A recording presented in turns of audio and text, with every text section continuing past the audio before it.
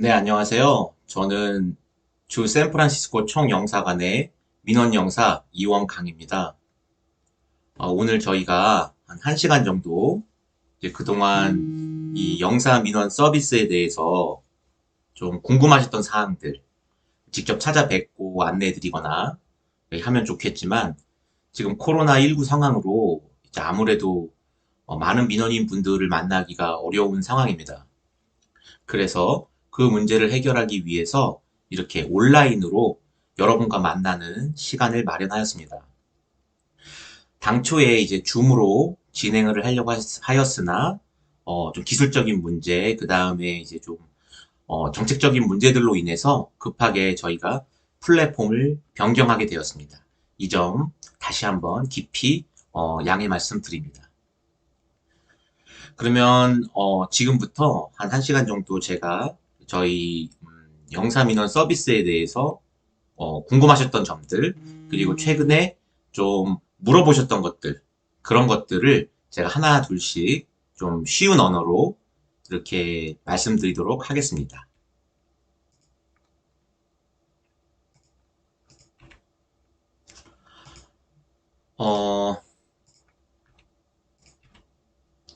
어, 첫 번째 이제 가장 많이 물어보시는 그 것 중에 하나입니다. 여권을 분실하면 어떻게 해야 하나요? 실제로 이제 저희 샌프란시스코 같은 경우도 이제 차량 그 탈취 범죄라든가 이런 것들로 인해서 여권을 분실하는 그런 경우가 많이 있습니다. 되게 당황해 하시고 좀 그러시는 경우가 많은데요. 너무 당황하지 마시고 여기 보시면 그 분실 신고만 하시면 다시 여권을 만드시는데 아무 문제가 없습니다. 현실적으로는 기존의 여권 만드시는 방식에서 분실 신고서 하나만 더 쓰시면 이제 여권을 만드실 수가 있습니다. 특히 이제 여행객분들은 이제 여권을 만들어서 빨리 한국으로 돌아가셔야 되기 때문에 그런 경우에는 저희 영사관에 직접 오셔서 단수 여권을 만드시면 됩니다. 단수 여권을.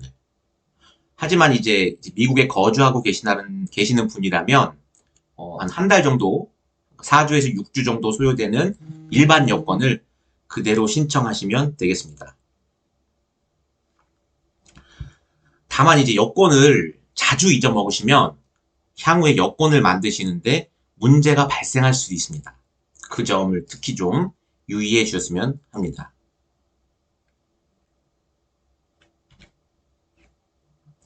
여권 불실 신고서에 있는데요. 여권 불실 신고서에서는 여기 보이는 요 신고인 부분을 잘 작성을 하시고 밑에 이 분실 경위들 있는 그대로 상세하게 적어주시면 될 것 같습니다. 그리고 서명은 날짜와 이름, 서명을 적어주시고 잘 안 보이네요. 잠시만요. 이렇게 내려서 예, 여기에 서명 하나, 그 다음에 여기도 서명 하나, 이렇게 두 개의 서명을 해주시면 되겠습니다. 다음 질문이었습니다. 네, 유효한 비자나 영주권이 없는데도 여권을 만들 수 있나요? 네, 이런 질문도 굉장히 많이 해주셨어요. 사실 이제 이런 경우, 유효한 비자나 영주권이 없는 경우를 이제 저희는 undocumented, 그러니까 이제 미국에 체류할 신분이 없는 상태이신 거죠. 이런 신분 분들의 경우에도 저희는 한국 국민을 보호한다는 의미에서 이와 상관없이 여권을 만들어 드립니다. 그러니까 뭐 비자나 영주권이 없다고 걱정하시는 분들이 있어요. 여권도 못 만드는 거 아니냐? 그렇지 않습니다. 저희는 이 여권이라는 신분증이 저희 국민을 이제 외국에서 보호하는 가장 중요한 것 중에 하나이기 때문에 저희가 꼭 만들어 드리니까요. 아무 걱정하지 마시고 기존의 여권 서류에다가 이제 하나만 더 쓰시면 됩니다. 소명서 하나만 더 쓰시면 되기 때문에 편하게 영사관을 방문하시거나 또 순회영사에서 여권을 신청하시면 되겠습니다. 그 아까 하나의 서류를 더 쓴다고 말씀드렸는데요. 그 서류가 바로 주재규 체류 허가서 미제출 사유서 및 서약서입니다. 요 한 문서만 만드시면 여권을 만드시는데 아무 문제가 없고요. 다만 여기에 왜 이제 현재 체류 신분이 없는지 그 내용과 현재 본인은 미국 시민권자가 아니다. 네, 그 내용을 써주시면 여권을 만드시는데 아무 문제가 없습니다. 네, 다음은 대한민국 국적법에 대해서 좀 설명을 드리겠습니다. 사실 저희가 이제 영사 서비스를 하다 보면 가장 어려워하시고 또 가장 많이 묻는 질문이 바로 국적입니다. 그래서 국적에 대해서는 조금 더 이렇게 좀 상세하게 얘기를 해볼까 합니다. 대한민국은 그 혈통주의를 유지하고 있습니다. 그래서 한국인인 부모 밑에서 태어난 아이는 미국에서 태어났을지라도 한국인입니다. 중요한 시점은 아이가 태어난 시점에 부모의 국적이 무엇인가, 이 부분이 중요합니다. 아이가 태어난 시점에 부모의 국적. 즉, 아이가 태어났을 때 출생 당시에 두 분 다 한국인이면, 부모가 모두 한국인이면 당연히 그 자녀는 한국인입니다. 하지만 1998년 이후로는 부모 중에 한 분만, 아버지가 한국인이건 어머니가 한국인이건 그 아이가 태어난 당시에 부모 중에 한 분만 한국인이어도 그 아이는 한국인이 됩니다. 하지만 당초에 한국인이셨다가 이제 미국 시민권을 취득해서 이제 완전히 미국인이 되신 경우, 그 경우에 두 분 다 엄마 아빠 모두 국적 상실로 인해서 미국인이 된 경우에는 그 아이는 한국 국적을 가지지 않습니다. 여기서 이런 질문을 하시는 분들이 있어요. 나는 한국 국적자였는데 아이를 낳기 전에 부모님 모두 그 미국 시민권을 취득하였다. 하지만 한국의 국적 상실 신고를 하지 않았다. 즉 한국 호적상은 내 국적이 살아있다. 그때 아이가 태어나면 그러면 그 아이는 한국 국적을 갖는 거 아니냐? 네, 그렇지 않습니다. 그렇지 않고요. 국적을 미국 시민권을 취득하신과 동시에 이제 그 순간부터 그분은 미국인입니다. 한국인이 아니십니다. 그렇기 때문에 비록 한국의 국적 상실로 신고가 되지 않았더라도 법적으로 그분은 한국인이 아니기 때문에 국적 상실한 이후 그 두 분이 모두 국적 상실한 이후 태어난 아이는 한국 국적이 없습니다. 지금 질문이 들어와서 댓글로 질문을 보면서 좀 답변을 한번 드려보겠습니다.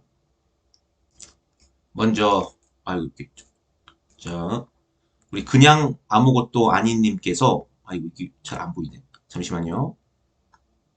그냥 아무것도 아닌 이름님께서 미국에서 영주권을 받았는데 어떤 이유로 한국에 가면 영주권은 사라지나요? 라는 답을 주셨습니다. 사실 이제 이 부분은 미국 이민국이나 이제 미국 정부에 좀 문의하셔야 되는 사안인데요. 이제 오시는 분들과 얘기를 나눠보면 영주권자가 한국에 너무 오래 가 계시면 그 영주권이 좀 이렇게 위험할 수 있다라는 설명을 들은 적이 있습니다. 근데 이제 정확한 내용은 미국 정부에 확인해 보시는 게 좀 더 정확할 것 같습니다. 근데 아무래도 이제 미국 영주권자께서 한국에 이제 너무 오래 가 계시고, 그러니까 외국에 너무 오래 체류를 하면 그 영주권 자격에서 문제가 발생하지 않을까 생각해 봅니다. 다음 유진 킴님께서 미국 시민권 취득 시점과 관련하여 시민권 선서, 시민권 증서 발급 이유, 국적 상실 절차 이유 등등 이러한 것들에 대한 정확한 기준이 있을까요? 라고 하셨습니다. 그 미국 시민권 취득과 관련돼서 사실은 이제 그 시민권 증서 있지 않습니까? 저희가 판단하는 기준은 시민권 증서에 찍힌 날, 시민권 증서에 본인이 미국인이 된 날짜가 찍혀 있습니다. 그 날짜부터는 이제는 미국 시민이신 것이고 그 날짜부터는 한국 국적자는 아니시게 됩니다. 그렇기 때문에 미국 시민권 날짜에 찍힌 날부터는 미국 여권을 쓰셔야 되고 그때 이후에 만약에 한국을 가실 때 한국 여권을 쓰시면 이거는 문제가 될 수 있습니다. 여권법 위반이라든가 여러 문제가 있을 수 있으므로 미국 시민권을 취득하신 이후에는 반드시 미국 여권을 가지고 한국을 가시는 게 맞습니다.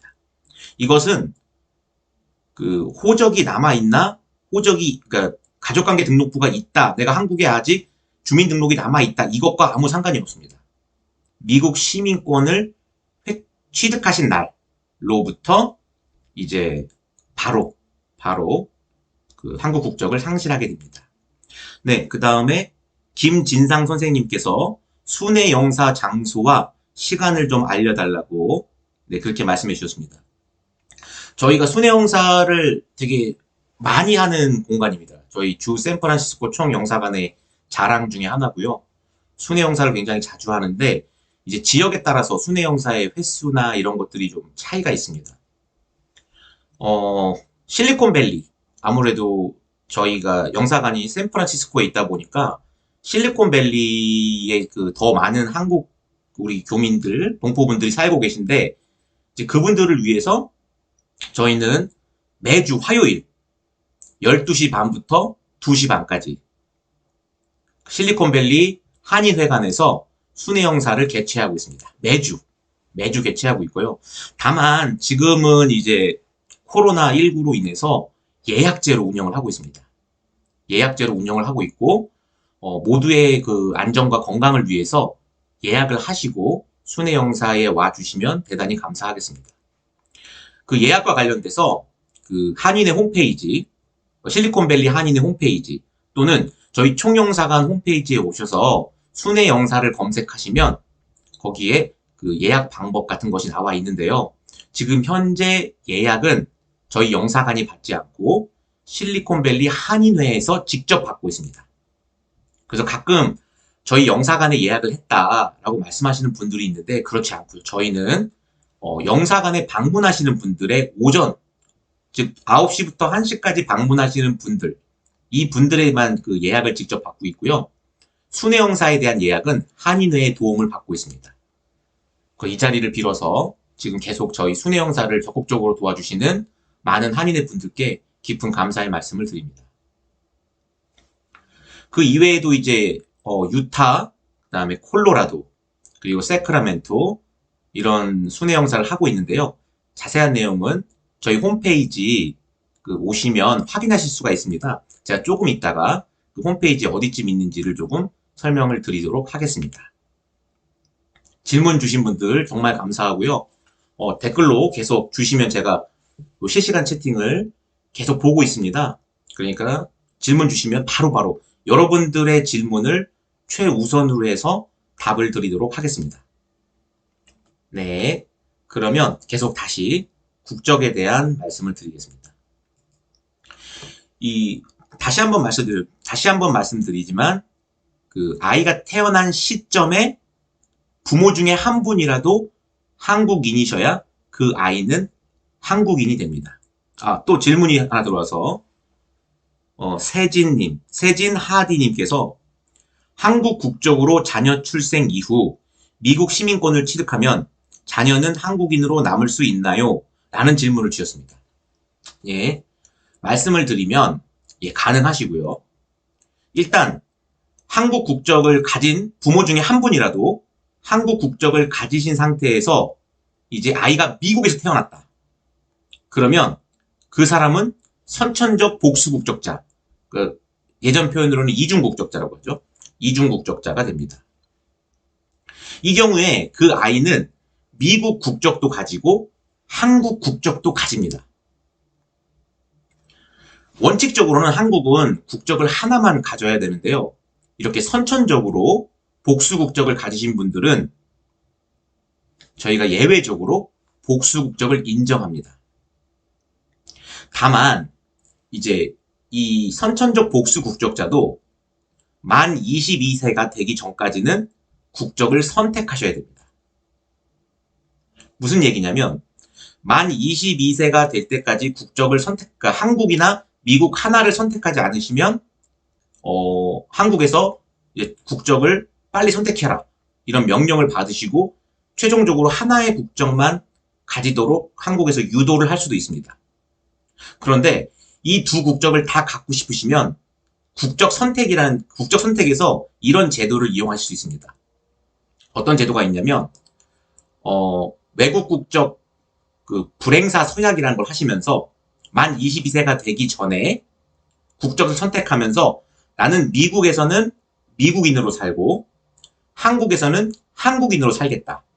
이렇게 서약을 합니다. 외국 국적 불행사 서약. 이 서약을 하면 이분은 두 개의 국적을 모두 가지실 수가 있습니다. 다만 미국에서 그분의 법적으로 그분은 미국에서는 미국인이시고 다만 한국에 가시면 내가 미국인이라고 법적인 주장을 하실 수가 없습니다. 이게 어떨 때 의미가 있냐면 만약에 국적을 선택한, 즉 만 22세 전에 두 개의 국적을 모두 가지겠다. 그래서 외국 국적 불행사 서약을 한 아이가 한국에 가서 범죄를 저지르게 되면 그때 그 사람은 미국 시민권자로서 보호받는 게 아니라 한국인으로서 한국 관할권 내에서 법적인 처벌을 받게 됩니다. 즉 국적 선택한 자는 한국에서 나 미국 시민권자니까 미국으로 보내주세요. 이렇게 주장을 할 수 없게 되는 개념이 됩니다. 그런데 이 국적 선택에도 조금 예외가 있는데요. 국적 선택도 예외가 있는데 이 남자 아이들의 경우에는 국적 선택 그 전에 조금 그 민감한 부분이 있는 게 만약에 남자 아이들도 22세 전에 국적 선택을 할 수 있습니다. 다만 그런 경우에 이제 병역의 의무가, 왜냐면 한국인이니까 한국 남성으로서 병역의 의무가 계속 남게 되는 문제가 있습니다. 지금 제니퍼 H님께서 외국 국적 불행사 서약은 처음 듣는 얘기다라고 하시면서 군대 어떻게 되냐고 이렇게 물어보시죠. 좋은 말씀을 드릴게요. 외국 국적 불행사 서약을 한 경우에 한국 그 남자아이에 대해서 말씀드릴게요. 남자아이는 일단 한국에서는 한국 사람이기 때문에 이제 국방의 의무를 다해야 되는 그 일이 있습니다. 다만 이제 그 병역을 연기를 받을 수가 있어요. 무슨 말씀이냐면 미국에 이게 삶의 터전을 갖고 있다. 이제 이런 분들은 미국의 삶의 터전이 있기 때문에 계속 미국에 사시는 거죠. 이런 분들은 나는 국적을 선택했으므로 한국인이긴 한데 내가 병역을 좀 연기해 주세요라고 신청을 할 수 있습니다. 이거를 이제 저희 실무적으로는 국외 여행 허가라고 하는데요. 국외 여행 허가, 외국에 나가서 이렇게 사는 거죠. 이 허가를 받으시고 만 38세가 지나면 만 38세가 지나면 군대를 안 가셔도 되는 이제 완전히 병역이 이제 면제되는 거죠. 그런 문제가 있습니다. 이제 이런 분들 같은 경우에 그 만 38세 전에 이제 국외 여행 허가를 받은 상태에서 한국을 너무 장기간 한국에서 오래 계시거나 한국에서 별도의 허가 없이 취업을 하시거나 하면은 국외 여행 허가가 취소되고 영장이 나올 수도 있습니다. 그런 점은 조금 주의하실 필요가 있습니다. 또 소니님께서 한국 시민권을 포기하고 미국 시민권을 얻었으면 어떤 이유로 다시 한국 시민권을 얻고 싶으면 어떻게 해야 하나요? 되게 좋은 질문을 주셨습니다. 근데 요거 병역 얘기를 먼저 끝내고 요 질문 답을 드릴게요. 제니퍼 H님 말씀하신 것처럼 만 38세까지 계속해서 연기 신청을 하면 되는 겁니다. 네.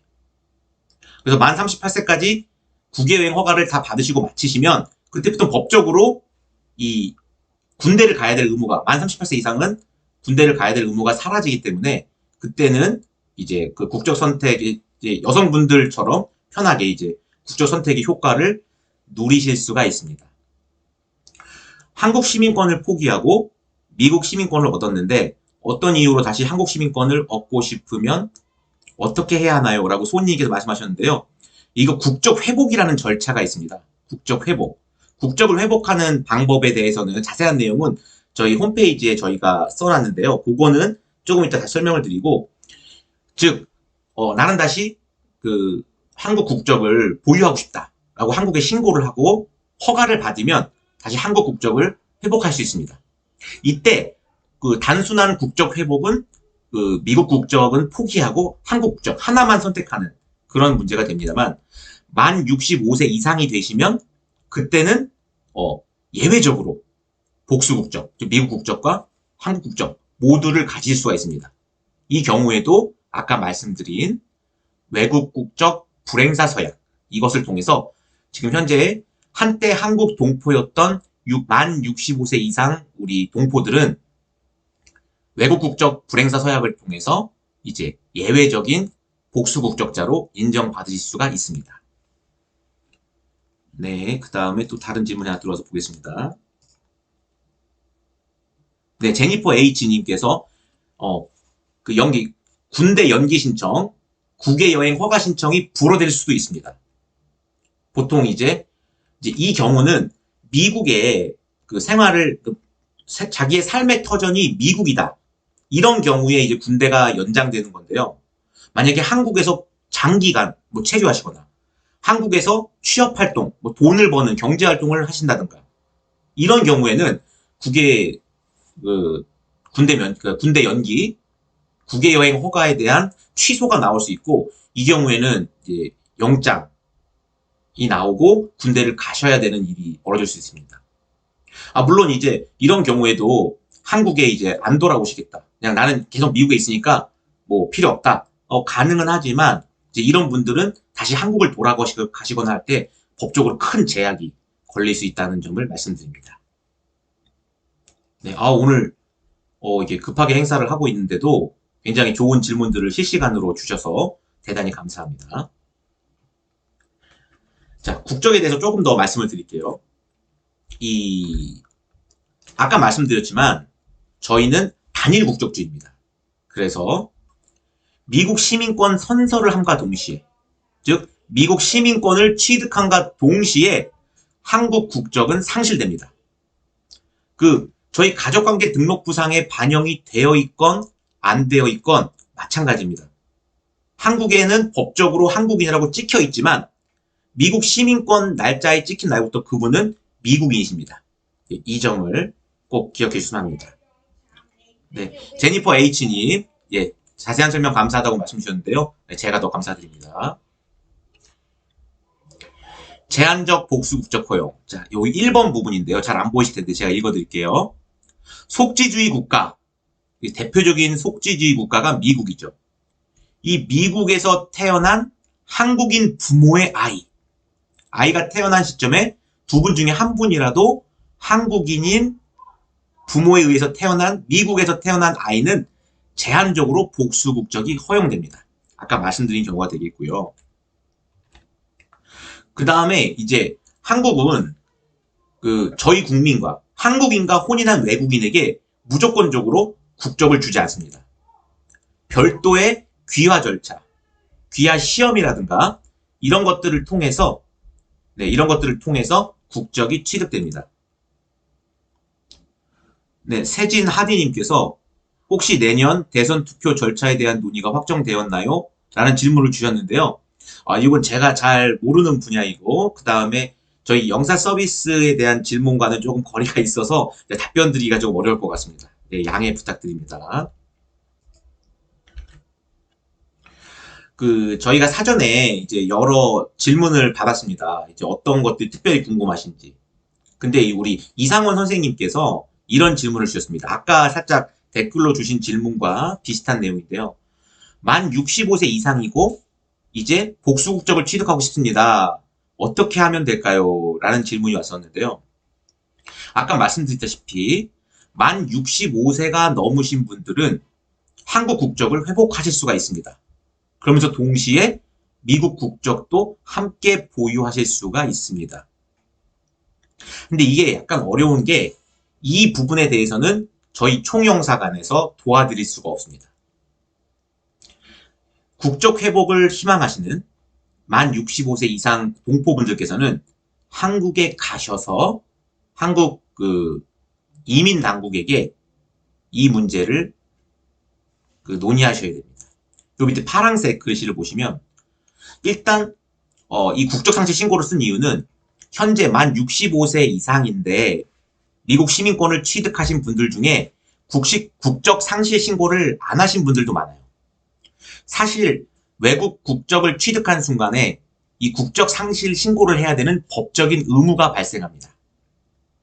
그럼에도 불구하고 처벌 조항이 없습니다. 그러니까 국적 상실을 안 하시는 경우가 있어요. 그리고 가끔 저희가 순회 영사를 가보면 미국 여권을 가지고 오셔서 한국 여권을 만들겠다는 분들도 있으세요. 그러면서 자기는 아직 호적이나 가족관계가 한국에 살아있으니까 한국 여권을 만들어 달라. 하지만 그분은 이미 국적을 상실하셨기 때문에 저희는 한국 여권을 만들어 드릴 수가 없습니다. 그래서 이렇게 앞에 국적 상실 신고를 써놓은 이유는 아직 국적 상실 신고를 안 하셨다면 이 국적 상실 신고를 먼저 하시는 게 맞습니다. 먼저 하시는데요. 국적 상실 신고를 먼저 하시는데 여기까지는 저희가 총영사관에서 도와드릴 수가 있습니다. 그런데 여기 보시는 거소신고, 그리고 국적회복 신청, 이 뒤에 절차, 국적회복 신청, 그 다음에 회복 허가 후 주민등록, 그리고 출입국 사무소에서 외국 국적 불행사 서약, 그리고 한국 여권 발급, 요 과정은 한국에 가셔서 신청하시면 됩니다. 그래서 이상훈 선생님께 답이 되는지 모르겠어요. 그래서 지금 한국이 65세 이상 분들에게 이렇게 예외적으로 복수 국적을 허용하는 건 한국이 그만큼 우리 재외 동포들을 보호하겠다. 그런 의미를 담고 있습니다. 특히 국적에 있어서 한국처럼 엄격한 잣대를 적용하는 나라는 보통 의료보험 같은 제도가 잘 되어 있는 나라입니다. 그래서 외국 국적 동포께서 만 65세가 넘으셨다면 그러면 빨리 한국 국적을 회복하시고 필요하시다면 한국의 의료보험 혜택을 같이 받으시면 좋겠다. 뭐 그런 여러 가지 의미가 담겨 있는 제도라고 보시면 되겠습니다. 또 질문이 들어와서 한번 보겠습니다. 김유진님께서 자녀가 태어날 때 부모 중 한 명이 한국 국적 영주권자였고, 그렇죠? 다른 부모는 시민권자였고, 아이들은 영사관에 아무런 신고를 일체하지 않았습니다. 예, 이런 경우가 굉장히 많으시죠. 예. 그런데 그리고 한국 국적이었던 부모는 시민권을 취득하였습니다. 예. 현재는 온 가족이 시민권자인데 아이들은 아직도 선천적 복수 국적자로 간주되는 것이 맞는지요? 일단 답을 드리면 맞습니다. 맞고요. 이제 지금 현재는 부모 모두 다 시민권자이기 때문에 내 아이는 당연히 미국인만이지 한국인은 아니지 않느냐? 그렇지 않습니다. 아이가 태어난 시점에 두 분 중에 한 분이라도 한국인이었다면 그 아이는 미국 국적과 함께 한국 국적도 가지고 있는 겁니다. 이 국적의 개념은 출생신고라는 그런 이 신고를 통해서 한국에 등록이 되느냐 안 되느냐 이걸로 가름되지 않습니다. 출생신고를 하든 하지 않든 그 아이는 일단 한국 국민입니다. 한국 시민권을 가지고 있는 것입니다. 그러므로 이제 이런 경우에 어떤 문제가 이제 있냐면 이 아이가 미국 군대에서 좀 뭐 장교, 그 다음에 뭐 나사, 보잉 이런 좀 미국의 이익과 직결된 어떤 직업을 가지려고 할 때 결정적인 순간에 이 국적 문제가 발목을 잡을 수도 있습니다. 미국은 복수 국적자에 대해서 이제 특정한 보안상 중요한 직업을 좀 못 가지게 하는 정책이 있다 보니까 이제 이런 분들은 빨리 국적을 만약에 이 아이가 뭐 군대 장교가 되고 싶다, 뭐 나사에 들어가고 싶다, 뭐 보잉에서 일하고 싶다 이런 직업적인 아이의 꿈이 있다면 이럴 때는 아이를 위해서 한국 국적을 빨리 없애는 게 좋습니다. 그 절차에 대해서 저희가 좀 이따 설명드릴 생각이었는데요. 이 선천적 복수 국적자 아이가 아직 아무것도 한국에 신고가 돼 있지 않다면 저희 영사관에 오셔서 일단은 부모님이 혼인신고부터 하셔야 됩니다. 보통 이런 경우에 한국에 혼인신고도 안 되어 있는 경우가 있습니다. 그러니까 일단 남편이나 부인께서 외국 국적자였다, 뭐 미국 시민권자였다, 그거 중요하지 않고요. 일단 한국에 두 분이 혼인신고를 먼저 하십니다.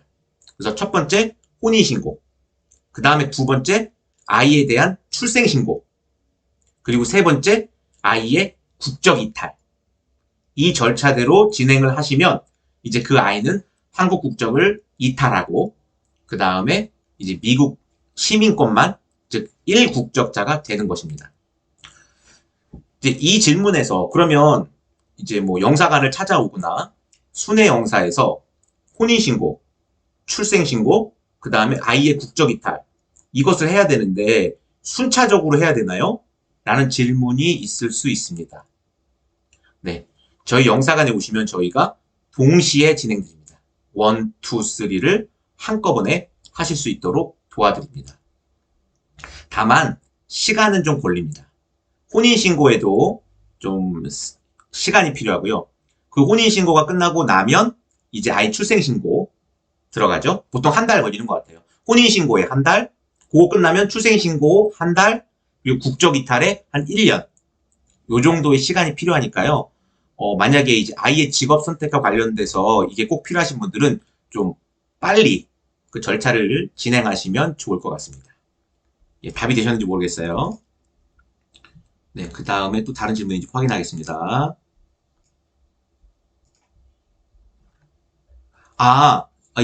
아까 그 세진 하디님께서 코로나 때문에 선거가 또 취소될 수 있는지, 이게 저희가 올해 그 총선을 했었는데 이 총선이 저희가 미국 지역 같은 경우는 투표를 못했죠.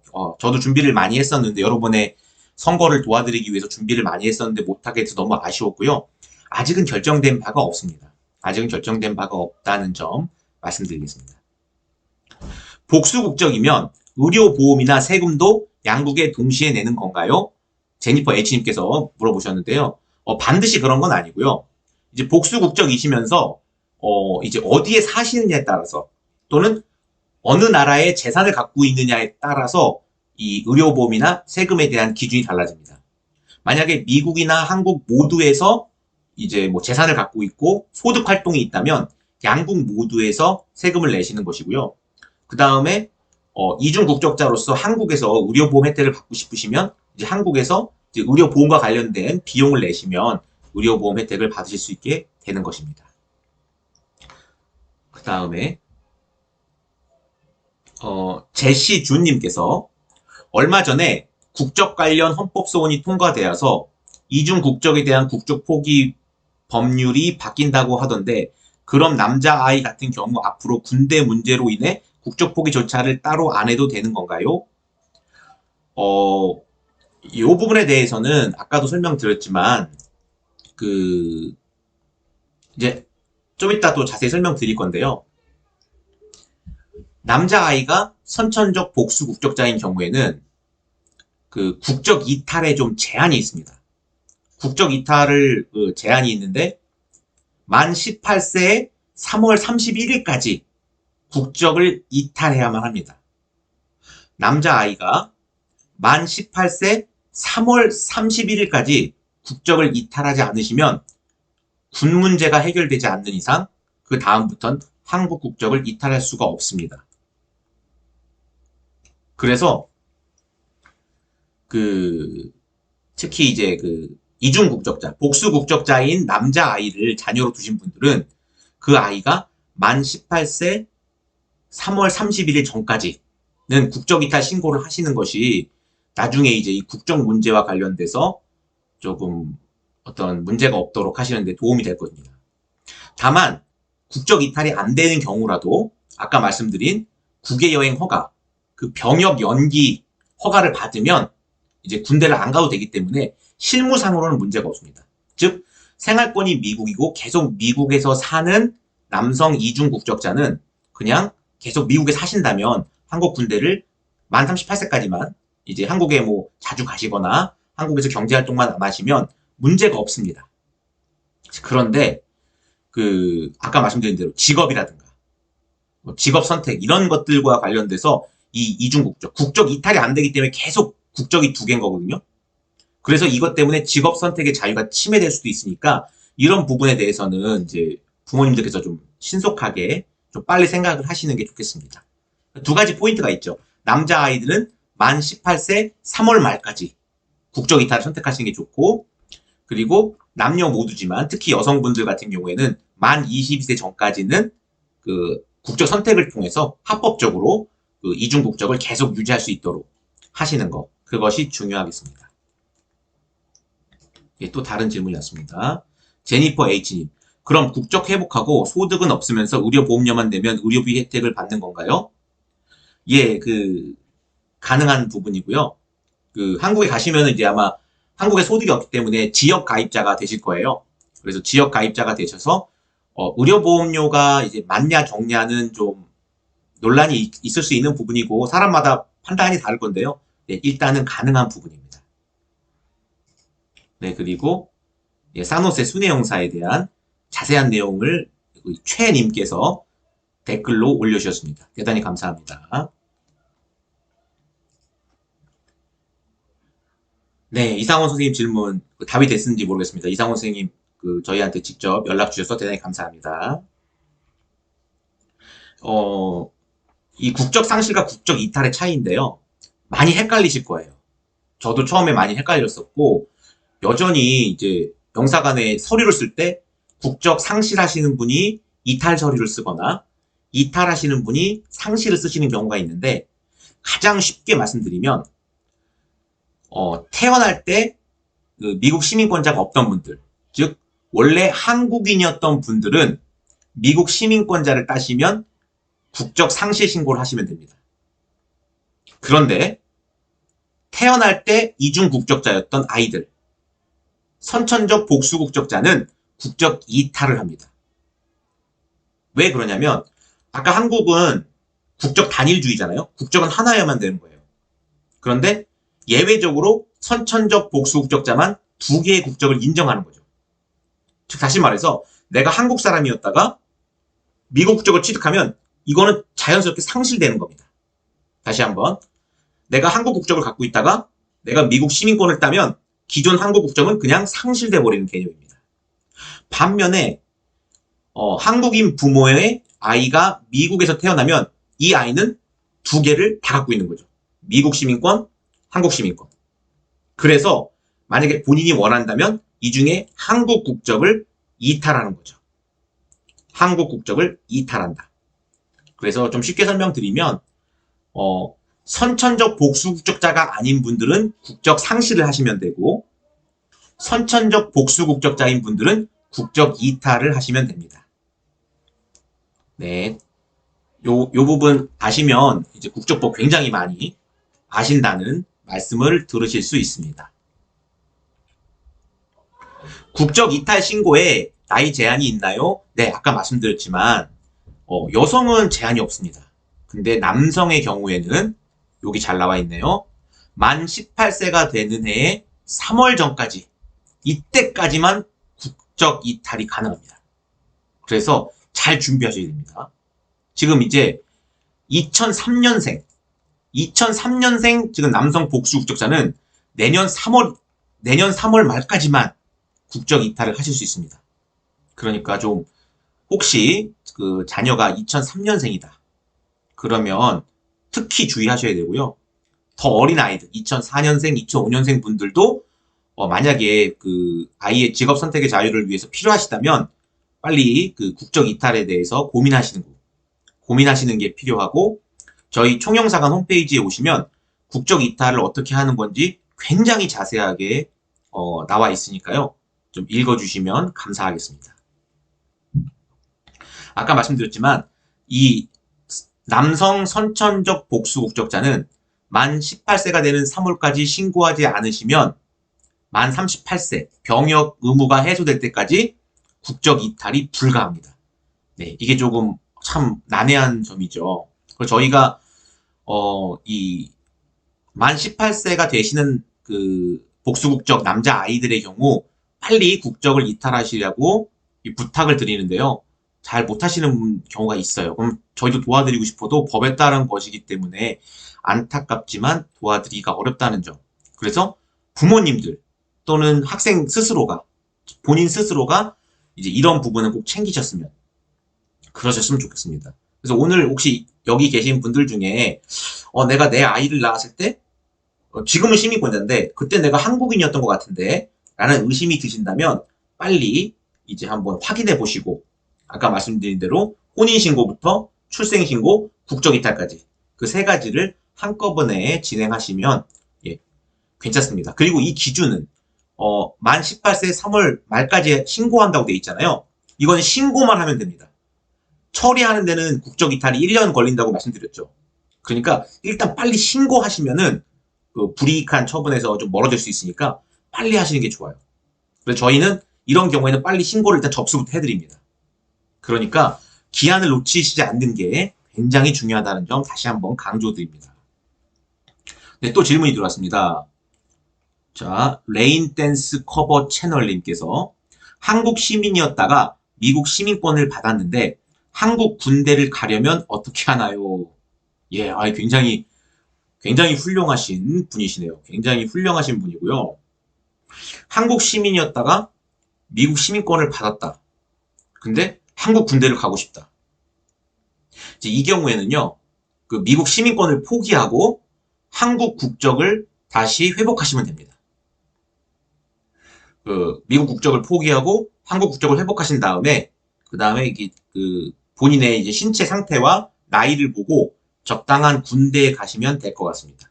네, 굉장히 훌륭한 질문이었습니다. 이런 분도 계시네요. 네. 엠버리 님께서 출생신고를 영사관을 통해 할 수 있나요? 네, 하실 수 있습니다. 저희 영사관에서 원래는 한국에서 하시는 건데 저희 영사관에서 대신해 드리는 거죠. 대신해 드린다는 점. 그래서 언제든지 저희 영사관은 최대한 많은 서비스를 제공하기 위해서 노력하고 있습니다. 또 계속 가보겠습니다. 병역 미필자는 꼭 국외여행 허가를 받아야 하나요? 네, 받으셔야 됩니다. 근데 나이 기준을 한번 살짝 볼게요.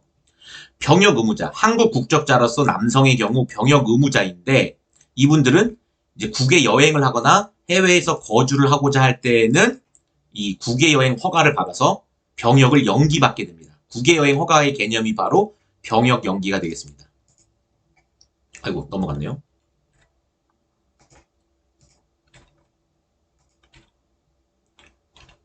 네.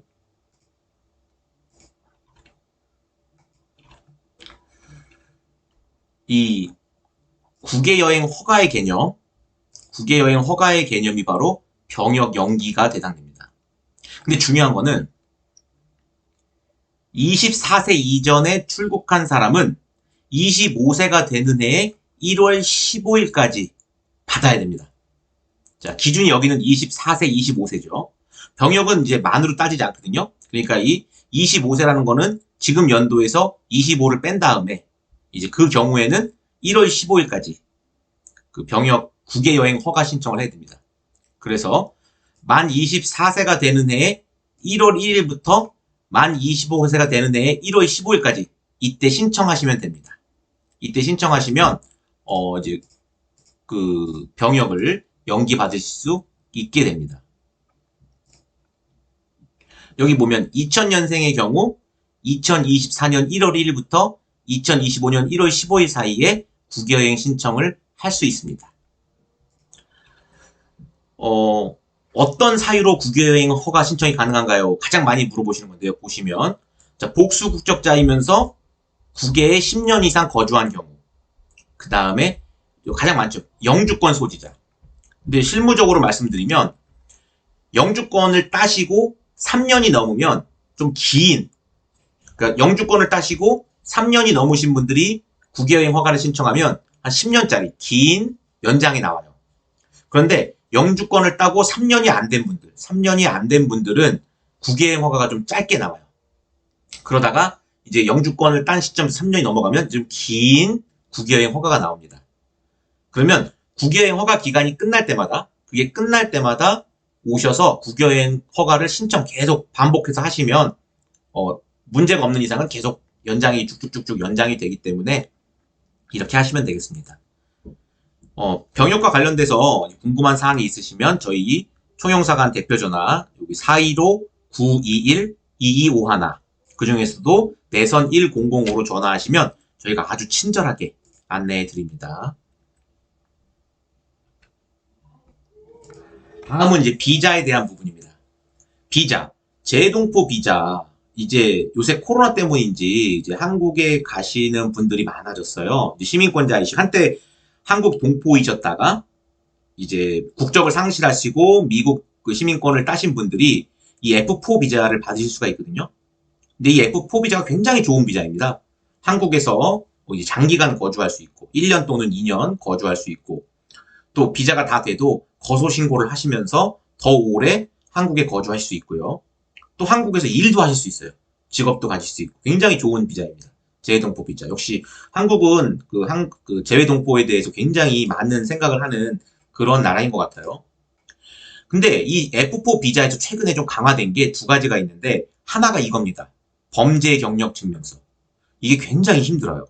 굉장히 힘든데 질문이 많이 옵니다. 그래서 설명을 드리면 FBI 웹사이트에 접속하셔서 일단 신청서를 작성을 합니다. 온라인으로 신청서를 작성하시고 또 지정된 우체국에 방문하셔서 지문을 찍으셔야 돼요. 지문을 날리시고. 그러면 이제 FBI에서 이메일이나 우편으로 범죄 경력 증명서가 와요. 그러면 이거를 국무부 아포스티유 방을 발급 기관의 우편으로 아포스티유까지 받아오시면 됩니다. 굉장히 오랜 시간이 걸리는데요. F4 비자를 위해서는 이 절차를 거치셔서 이 F4 비자를 신청하셔야 됩니다. 아까 두 가지 강화된 점이 있다고 그랬는데 이 F4 비자와 모든 비자와 관련돼서 최근에 코로나19 때문에 코로나 증상에 대한 의사소견서 이걸 받고 있습니다. 그 코로나19에 대한 강화, 그 다음에 이제 범죄 경력에 대한 두 가지 강화가 F4 비자에 있다라는 점을 설명드립니다. 자, 아까 말씀드린 거예요. 이 코로나19 때문에 F4 비자뿐만 아니라 모든 비자와 관련돼서 의사소견서를 받아오셔야 돼요. 아, 근데 또 이렇게 물어보시는 분들이 있어요. 그러면 아예 코로나 검사를 받아오면 어떻습니까? 네, 괜찮습니다. 저희가 의사소견서가 더 쉽기 때문에 의사소견서를 가져오시라고 말씀드리는 거지, 둘 다 가능합니다. 의사소견서 또는 코로나 검사. 당연히 음성이어야겠죠. 양성이면 안 되고요. 이걸 내시면 되는데, 여기에 좀 보시면, 이 비자를 받으실 때, 발열, 기침, 오한, 두통, 근육통, 폐렴. 이 6개가 대표적인 이제 코로나 증상이에요. 이 증상이 없다라는 의사소견서가 필요합니다. 이 6개라는 거. 여기서 하나만 빠져도 저희 입장에서는 도와드리기가 힘들어요. 그러니까 이 6가지 증상을 의사가 모두 체크하도록 유도하시고, 또 하나 중요한 게 그게 그 의사의 소견서나 또는 음성 검사 받았다는 그 검사가 48시간 이내의 것만 유효합니다. 48시간. 아, 그러면 내가 의사소견서를 금요일날 받았어요. 그리고 월요일날 비자를 신청하면 토요일, 일요일은 휴일이니까 괜찮은 거 아니냐라고 물어보시는 분들이 계신데 전혀 괜찮지 않습니다. 금요일날 받으셨으면, 의사소견서를 금요일날 받으셨으면 법적으로 일요일까지 신청을 하셔야 돼요. 근데 저희가 일요일날은 문을 열질 않죠. 그러니까 이런 경우는 그 의사소견서를 쓰실 수가 없어요. 요 점 특히 주의하십시오. 그래서 만약에 월요일날 비자를 신청하시겠다, 접수하시겠다 하시는 분들은 토요일 또는 일요일날 의사의 소견서를 받으시는 게 좋습니다. 요게 또 이제 많이 좀 물어보시는 질문이라서 한번 설명을 드렸습니다. 자, 격리 면제.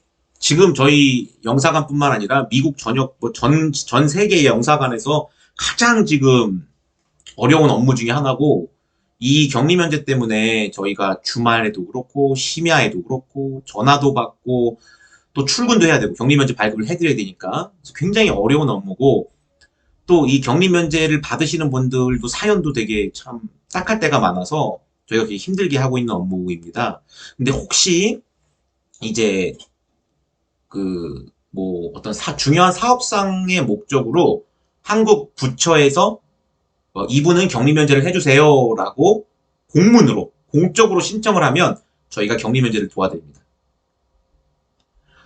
또 하나는 만약에 본인의 부모님이나 직계 존속이 돌아가셨을 경우, 직계 존속만 가능합니다. 직계 존속. 부모님, 본인, 그 다음에 자녀. 직계 존속이 사망하셨을 경우 그 장례식 참석을 위해서 격리 면제를 받으실 수 있습니다. 그 두 종류가 있어요. 격리 면제는 두 종류가 있는데, 사실 이 부처 목적은요, 이 중앙정부의 공문이 핵심이에요. 이거는 중앙정부의 공문이 있으면 나머지 서류를 작성해서 내시면 저희가 도와드려요. 격리면제. 그러니까 공문이 되게 중요하다. 공문이. 근데 요새 조금 바뀐 게 여기에요. 한국 입국일 기준 7일 이내에 받은 격리 면제서만 유효하다. 즉, 내가 한 열흘 있다가, 10일 있다가 이제 한국 갈 거니까 미리 격리 면제 받아야지 하면 안 됩니다. 그거는 인정받지 못해요. 한국에 가서. 그러니까 한국에 가실 때는 7일 이내. 아무래도 공문으로 하다 보니까 공문이 미리 오는 경우가 있거든요. 그러면 좀 먼저 빨리 격리 면제를 해달라고 하시는 분들이 계신데, 지금 이 조항 때문에 한국 가시기 직전에 영사관에 방문하셔서 격리 면제서를 받아가시면 되겠습니다. 그 격리 면제 서류가 굉장히 많아요.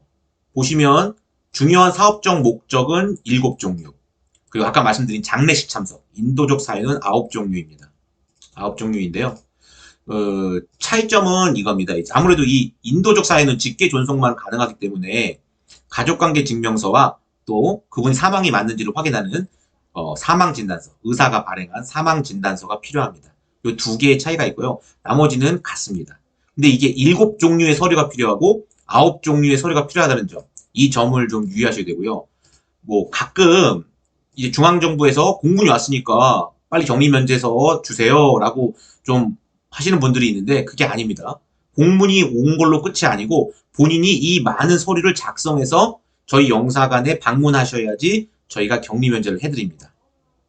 그 장례식도 돌아가셨다고 무조건 해드리는 게 아니라 여기 사망진단서라든가 가족관계증명서, 직계존속임을 확인해야 되니까 이 많은 9종류의 서류를 주셔야 저희가 격리면제를 도와드립니다. 그리고 영사관을 방문하셔서 받아가시는 게 원칙인데 아무래도 막 새벽에 돌아가셔서 막 급하게 한국 가시고 하는 경우가 많아요. 그럴 땐 저희가 이메일로도 발급을 하고 있습니다. 이메일로도 도와드리고 있습니다. 저희 샌프란시스코 총영사관은 일단 민원인을 최우선으로 한다. 그 정신으로 일하고 있으니까요. 만약에 어려운 일이 있으시면 저희한테 꼭 잘 좀 찾아오시면 저희가 최선을 다해서 저뿐만 아니라 저희 행정 직원분들 모든 영사님들이 다 그런 자세로 일을 하고 있습니다.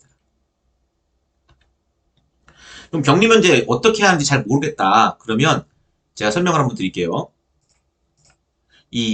사실 격리면제를 넘어서 모든 게 다 마찬가지인데요. 저희 총영사관 홈페이지가 이거예요.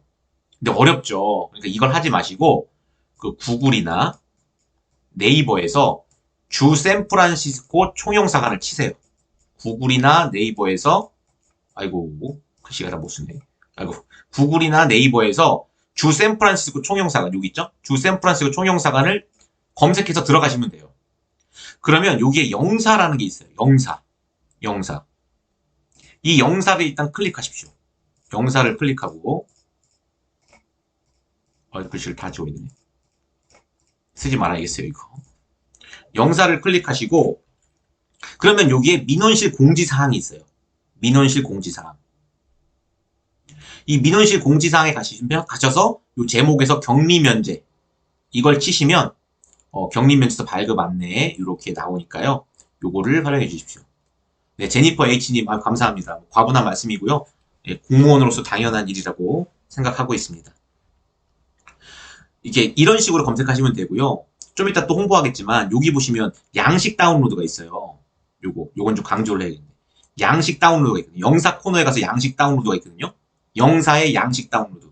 여기에 들어가시면 저희가 정말 어떤 공간보다도 자세한 정보를 저희가 넣어놨어요. 여기에 영사 다운로드에.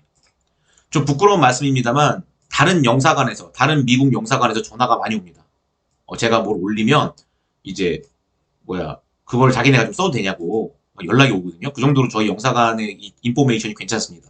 그래서 이 민원 관련된 정보가 부족하시거나 민원 관련돼서 서류를 어떻게 만들어야 되는지 모르겠다 하시면 저희 영사관 홈페이지에 오셔서 영사, 공지사항이나 양식 다운로드 밑에서 똑같은 내용을 다 옮겨놨어요. 그러니까 여기만 요 두 개, 위에 거 두 개만 참고하시면 굉장히 좋은 서비스를 받으실 수 있습니다.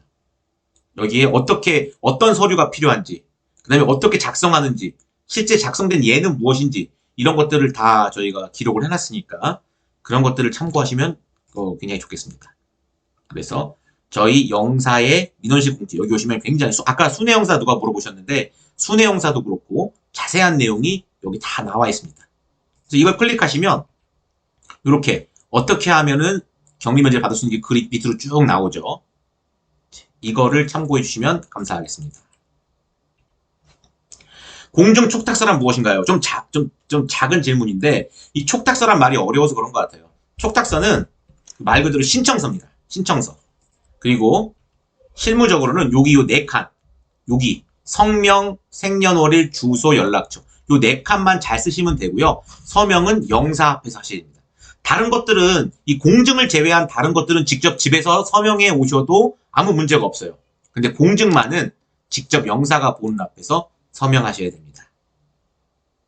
네, 이제 거의 시간이 55분이나 5분밖에 안 남아서 이제 좀 쉬운 것들을 쉽게 설명하고 또 혹시 추가적인 질문 있으시면 편하게 언제든지 댓글로 질문 주십시오. 아포스티유, 이게 어려워하시는 분들이 많은데요. 아포스티유는요, 미국 정부가 발행한 문서, 이게 미국 정부가 발행한 게 맞다라는 문서입니다. 이거는 우리 정부가 발행한 적법한 문서다라는 거를 증빙해 주는 거예요. 그래서 이 미국에서 어떤 서류를 떼셨다. 이거를 한국에 가져가시려면 미국의 아포스티유를 받아서 가시면 한국이 그 미국 정부의 서류를 인정해 줍니다. 그런데 이제 한국과 미국은 아포스티유 협약국이라서 저희 영사관에 오셔서 미국 정부 문서를 좀 공증해달라 하시면 저희가 도와드릴 수 없어요. 즉 아포스티유 협약국인 선진국이죠. 미국이나 한국 같은 나라는 그 나라의 정부가 발행한 문서는 영사의 공증이 아닌 그 나라의 아포스티유 문서를 추가해서 가져가야 인정받을 수 있다. 그런 내용입니다. 예. 위임장에는 여권만 있으면 되는데 인감 위임장에는 왜 체류 신분이 있어야 되나? 그거는 법적으로 필요해서 그렇습니다. 인감은 재산권과 관련된 굉장히 중요한 서류라서 이렇게 하고 있습니다. 그래서 체류 신분 꼭 가주셔야 됩니다.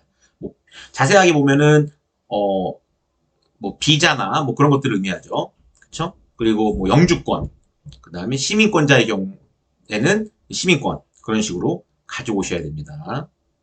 근데 이제 외국인 시민권 말 잘못했네요. 외국인 미국 시민권자의 경우에는요. 한국에 그 재산이 있다라는 증빙이 필요하기 때문에 거소증이나 외국인 등록증이 필요합니다. 그러니까 여권, 비자, 영주권, 그다음에 거소증이나 외국인 등록증 이것이 없으면 인감위임장을 받으시기 어렵습니다. 네, 나준님께서 또 저를 좀 칭찬해 주셨습니다. 저희 샘플한 영사관을 칭찬해 주셨는데 대단히 감사합니다. 과찬의 말씀이십니다. 네. 네, 홍보하겠습니다. 제가 이제 코로나 때문에 지금 이제 많이 힘드시잖아요. 코로나 때문에 이제 아무래도 영사관에 오시는 것도 건강에 문제가 있을 수도 있고 이제 좀 위험할 수 있기 때문에 저희가 이런 식으로 영사민원24 홈페이지에 가시면 이런 4가지 서비스, 재외국민 등록이나 재외국민 등록부 등본 같은 이런 거는 공짜로, 무료로 간단하게 받을 수 있어요. 다만 이 2개의 서비스에는 공인인증서가 필요합니다. 요거 하나 홍보해드리고 그 다음에 이 아래에 있는 이 8가지는요. 우편으로도 저희가 도와드려요. 우편. 그럼 영상은 오실 필요 없으니까 좀 더 안전하겠죠. 그 다음에 혹시 공인인증서를 만드시면요. 더 많은 서비스를 정부24 홈페이지에서 받으실 수 있습니다. 그러니까 혹시 코로나19로 거기에 안전이나 건강에 우려가 되신다면 이제 이런 서비스들 이용하시면 좋고요. 제가 이걸 언택트 서비스라고 해서 저희 홈페이지에 정리를 해놨어요. 저희 홈페이지에 일괄적으로 정리해놨으니까 혹시 필요하시면 저희 아까 홈페이지 영사의 그 민원실 공지사항에 가셔서 이 내용들을 읽어보시면 되고요. 만일 공인인증서 없으시면요. 저희 영사관에 오셔서 신청하시면 저희가 무료로 발급해드립니다. 한 일주일에서 2주 정도 소요되는 것 같아요.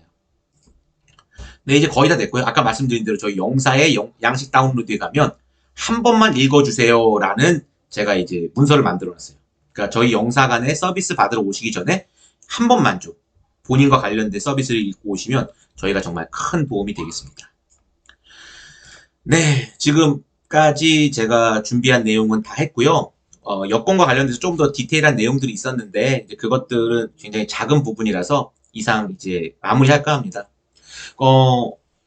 영사민원 토크 콘서트 당초에 줌으로 하려고 했었는데 여러 가지 문제들로 인해서 저희가 유튜브로 변경하였고 이런 급박한 변경 속에서도 여기 와서 좋은 질문도 해주시고, 그 다음에 좋은, 좀 뭐 이렇게 칭찬도 해주시고, 대단히 감사합니다. 대단히 감사하고요. 앞으로 저희 주 샌프란시스코 총영사관은 굉장히 열심히, 뭐 지금처럼 변함없이 계속 민원인들을 챙기는 그런 영사관, 민원실이 되겠습니다. 예, 오늘 함께 해주셔서 대단히 감사합니다.